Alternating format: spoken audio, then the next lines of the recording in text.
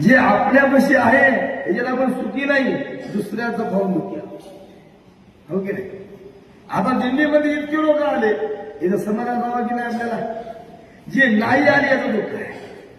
जाऊ त्यांना काही अडचण आली असं काही काम असं सोडून द्या, ते इतके संघ आले म्हणून बरेच माणसं आपण आहो ना या सुखी असलं पाहिजे.